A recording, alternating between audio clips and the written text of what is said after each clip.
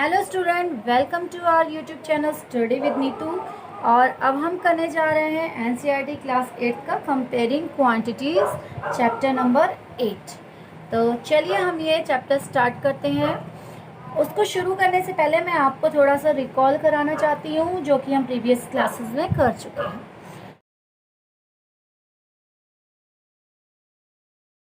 तो हमने क्लास 7 में क्या पढ़ा था? Ratio and percentage. Ratio and percentage क्या होता है ये आप अच्छे से जानते हैं। रेशियो क्या होता है? रेशियो मीन्स होता है, रेशियो का मीनिंग होता है कंपेयरिंग टू क्वांटिटीज।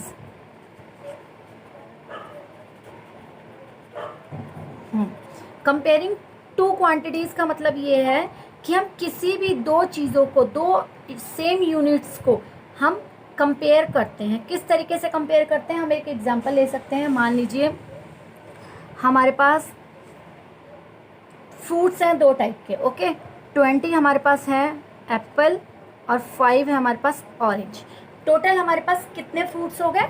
25, ओके। अब अगर मैं आपसे ये कहती हूँ कि हमारा जो रेशियो है नंबर ऑफ ऑरेंजेस का, अब हमें अगर निकालना है ratio of orange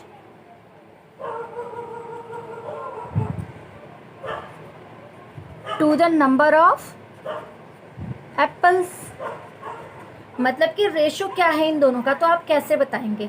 last year आपने 7th क्लास में ये किया था ना कि अगर हमें रेशो बताना है, किसका बताना है? हमें ऑरेंज का। तो ऑरेंज, नंबर ऑफ ऑरेंजेस कितने हैं? 5। और एप्पल कितना है? एप्पल है हमारे पास 20। तो एक तरीके से हम ये बोल सकते हैं कि इनका रेशो क्या है? 5:20। यानी कि टोटल फ्रूट्स में से, 25 फ्रूट्स में से 5 हमारे पास अगर ऑरेंज है तो 20 हमारे पास क्या होंगे? एप्पल। इट मीन्स हम और कर सकते हैं, इन दोनों को डिवाइड करके सिंप्लीफाई कर सकते हैं। 5 1 जा 5, 5 4 जा 20। अब अगर हम शॉर्ट फॉर्म में देखें तो टोटल अगर हमारे पास 5 फ्रूट्स हैं, ओके, हर 5 फ्रूट के हम अगर बल्क बना लेते हैं तो उसके अंदर मान लीजिए 5 है, 5 है और 5 है, ओके। 5 टाइम्स 5 का अगर हम पेयर बना लेते हैं, ग्रुप्स बना लेते हैं, तो उस ग्रुप में क्या होगा? उस ग्रुप में 4 हमारे पास एप्पल होंगे और 1 हमारे पास ऑरेंज होगा, ओके। तो इस तरह से हम ये बता सकते हैं कि इन दोनों का रेशो क्या है। मान लीजिए हमसे ये पूछते हैं कि नंबर ऑफ एप्पल्स का रेशो क्या होगा, तो वो इसका अपोजिट हो जाएगा। कैसे? वो हो जाएगा 4:1। ओके स्टूडेंट, तो ये क्लियर है ना रेशो क्या होता है? रेशो दोनों को, क्वांटिटीज़ को कैसे कंपेयर किया जाता है, ये हमारा रेशो है। अच्छा, अब अगर परसेंटेज क्या है, परसेंटेज के बारे में मैं आपको पहले थोड़ा सा बताऊंगी। परसेंट दो वर्ड्स हैं इसके अंदर। अगर हम इसको इन वर्ड्स को अगर हम ब्रेक करते हैं तो हमारे पास निकल के आता है परसेंट। पर मीन्स डिवाइड या अपॉन, सेंट मीन्स 100, ओके। तो अगर इसको हम शॉर्ट फॉर्म में समझें तो अपॉन 100।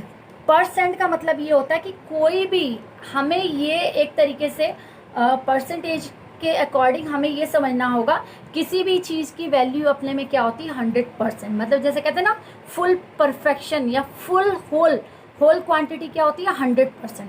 किसी भी चीज़ को अगर हम परसेंटेज में देखते हैं तो फुल क्या होगा? मान लीजिए आपके मार्क्स हैं, तो मार्क्स कैसे बोले जाते हैं? 100%। 100% मीन्स 100% में से आपको कितना परसेंट आपने अचीव किया है।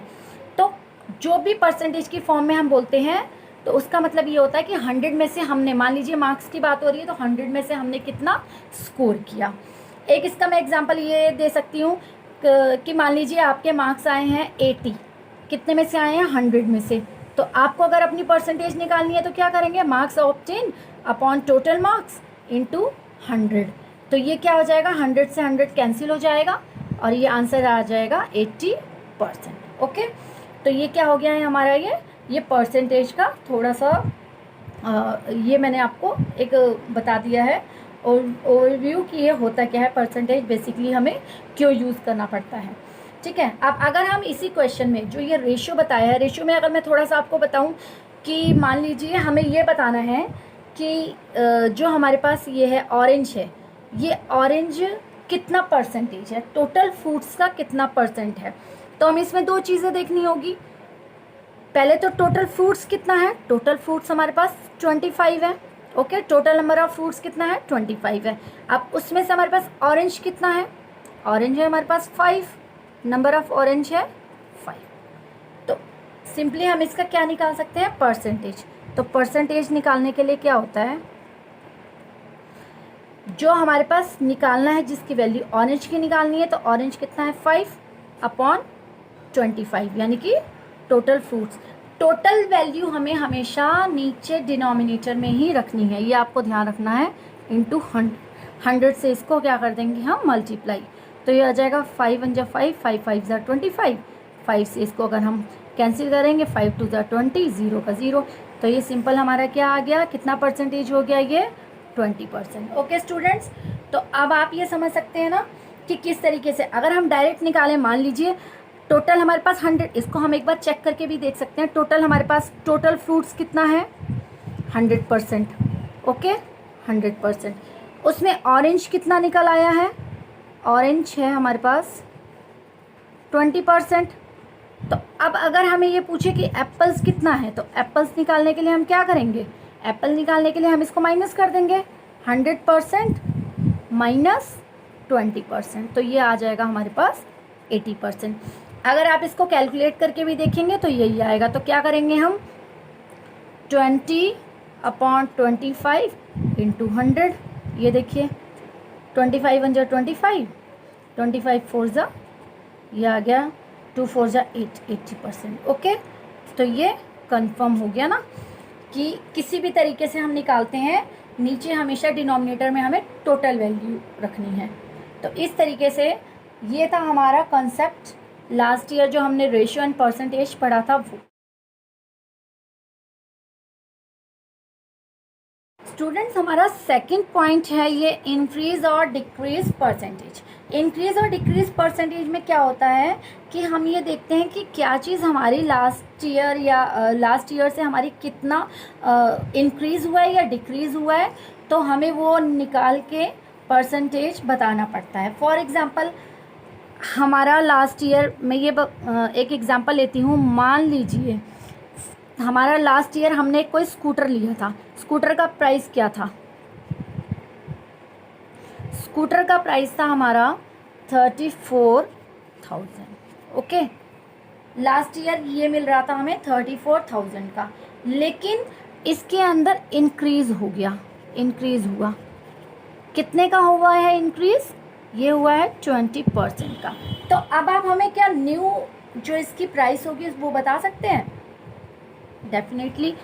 कैसे बता सकते हैं, हमें प्राइस तो गिवन है लास्ट ईयर का, लेकिन उसके अंदर जो इंक्रीमेंट हुआ है, जो इंक्रीज हुआ है, वो हमें देखना पड़ेगा। तो इसका सिंपल सा फंडा क्या है, हमें कुछ भी चीज़ निकालना है, मान लीजिए इंक्रीज निकालना है, तो पहले देखेंगे इंक्रीज हुआ कितना है। इंक्रीज परसेंटेज हम कैसे निकालते हैं, तो इसको निकालने का तरीका है सेम, इसी की लैंग्वेज हम यूज़ करेंगे, 20% ऑन प्राइस। ये हमने एग्जैक्टली ये लैंग्वेज हमने लिख ली है यहाँ पे, क्या लिखा है, 20% ऑन प्राइस, लास्ट ईयर का प्राइस या जो भी प्राइस है। तो 20% का मतलब हमने लास्ट ईयर भी ये किया था 20%, अभी मैंने आपको समझाया है, percent means upon 100। Okay, on या ऑफ हो तो उसका मतलब होता है मल्टीप्लाई, उसके बाद में क्या आ जाएगा 34,000। ओके स्टूडेंट्स, बिल्कुल भी ये डिफ़िकल्ट नहीं है, इसको अब हम कर सकते हैं। 00 से 00 कैंसिल करेंगे, डबल ज़ीरो से डबल ज़ीरो कैंसिल हो गया, ये हमारा 20 ही रहेगा। अब हम इसको 00 ये हो गया, ओके, ये मल्टीप्लाई कर देंगे, 4 2 ज़ा 8 और 3 2 ज़ा 6800 आ गया ये हमारा इंक्रीज़। यानी कि अब हमारा ये क्या प्राइस हो गया है, न्यू प्राइस, ये हो गया है हमारा 6800। अब हमें ये निकालना है कि ये था हमारा प्राइस, एक्चुअल प्राइस क्या था 34,000, इंक्रीमेंट हुआ है हमारा, इंक्रीज़ हुआ है 6800 से। तो न्यू प्राइस निकालने के लिए हम क्या करेंगे, दोनों को ऐड कर देंगे। तो ये 34,000 प्लस 6800, इन दोनों को ऐड कर देंगे तो हमारा आंसर आ जाएगा 6,800। ओके, ये हो गया। ओके स्टूडेंट्स, इसी तरह सेम क्वेश्चन में अगर हमें आ जाए इंक्रीज की जगह पे डिक्रीज, तो उसका क्या फार्मूला लगाएंगे? उसका भी फार्मूला सेम यही होगा। पहले हम डिक्रीज की वैल्यू निकालेंगे। डिक्रीज कितना होगा? डिक्रीज आ जाएगा हमारा 6,800। लास्ट स्टेप में हमें यहाँ पे क्या करना है? प्लस की जगह यहाँ पे माइनस कर देना है। सिर्फ इतना डिफरेंट रहेगा, क्योंकि इंक्रीज की वैल्यू जो हमने निकाली है वो डिक्रीज की वैल्यू भी हमें निकालनी पड़ेगी। ओके स्टूडेंट्स, तो ये हमारा हो गया इंक्रीज या डिक्रीज।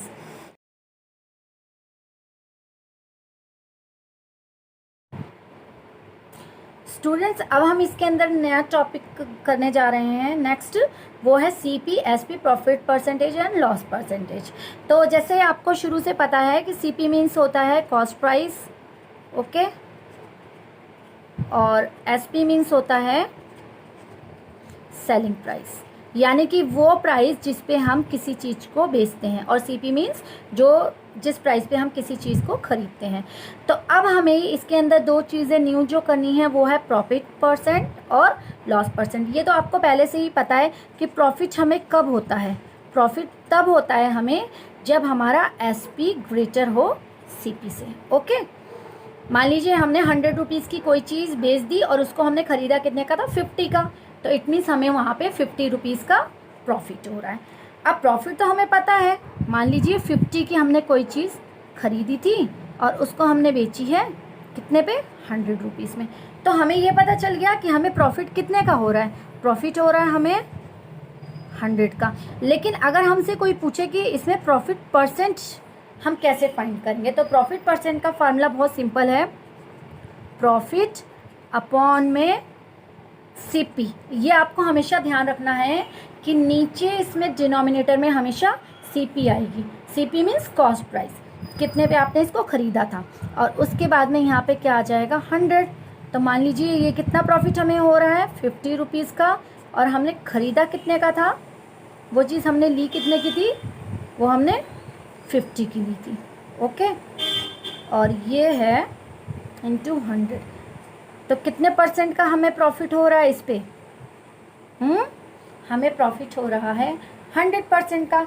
मतलब 50 की चीज़ हमने खरीदी और उस पर हमें 50 रुपीज़ मार्जिन भी मिल रहा है। इट मीन्स पूरा 100% हमें प्रॉफिट हुआ ना उस पर। इसी तरह अगर लॉस परसेंटेज हमें निकालना हो, तो लॉस का फार्मूला भी आपको पता है। लॉस क्या होता है? जब CP हमारा कॉस्ट प्राइस ग्रेटर हो सेलिंग प्राइस से, ये आपको पता ही है। और लॉस परसेंटेज कैसे फाइंड करते हैं? ये हमारा होता है सेम वही है, सिर्फ प्रॉफिट की जगह पे आ जाएगा लॉस अपॉन CP।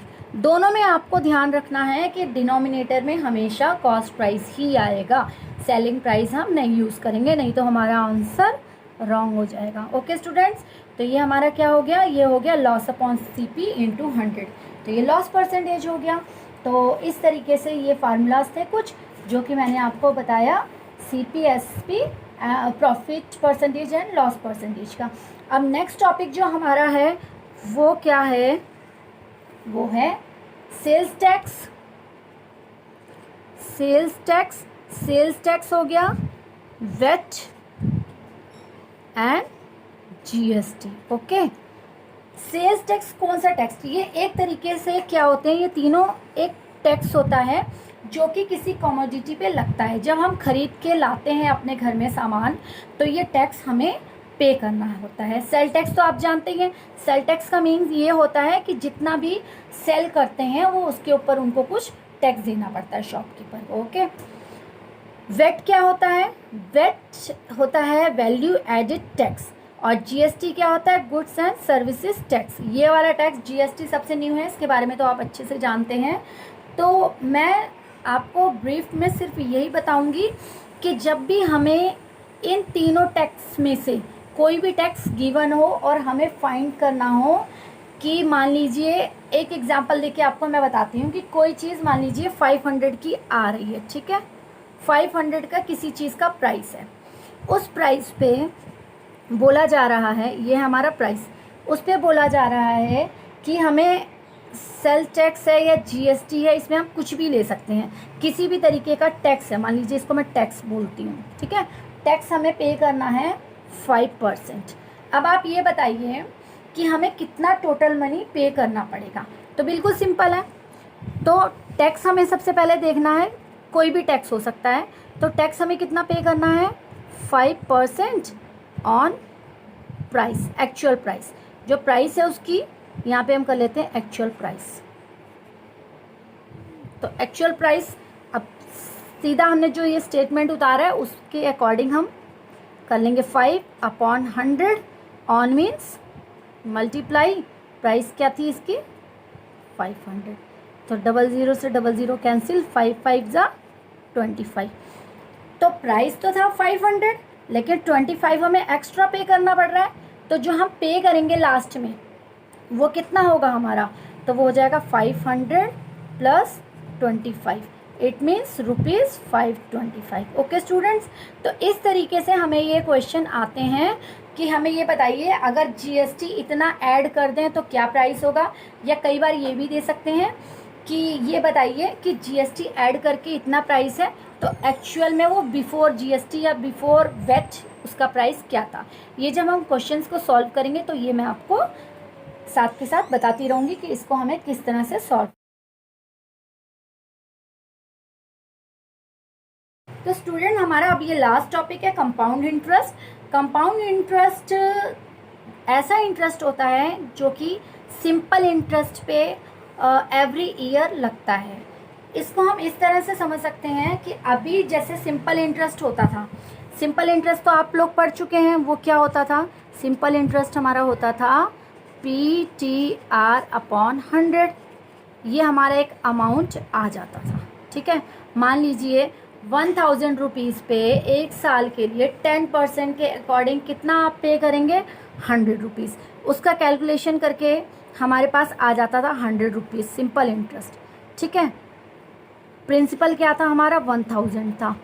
1000 के ऊपर आपका 100 रुपीज़ निकल के आ रहा है सिंपल इंटरेस्ट फर्स्ट ईयर के लिए। तो ये सिंपल इंटरेस्ट तो एक साल का हो, चाहे 5 साल का हो, चाहे 10 साल का हो, वो कभी भी चेंज नहीं होता था। अगर एक साल का हमने निकाला है इस पर सिंपल इंटरेस्ट तो 100 आया। अगर हम 5 ईयर्स का निकालते तो वो 500 आता, और 10 ईयर्स का निकालते तो वो कितना आता, 1000, राइट। तो ये कभी भी चेंज नहीं होता, ये हमारा सेम रहता है, ठीक है। इस पे जो पर्सन मतलब ये कभी भी चेंज नहीं होता। लेकिन अगर हम कंपाउंड इंटरेस्ट निकालते हैं तो देखिए कंपाउंड इंटरेस्ट में क्या होता है। फर्स्ट ईयर मान लीजिए हमने निकाला 1000 पे, हमारा आया है इंटरेस्ट 100। लेकिन सेकेंड ईयर के लिए क्या होगा, सेकेंड ईयर के लिए जो हमारा ये प्रिंसिपल होता है ये हो जाता है 1000 प्लस 100, इट मीन्स ये हो जाएगा 1100 रुपीज़। अब इस 1100 रुपीज़ पे हमें निकालना पड़ेगा सिंपल इंटरेस्ट।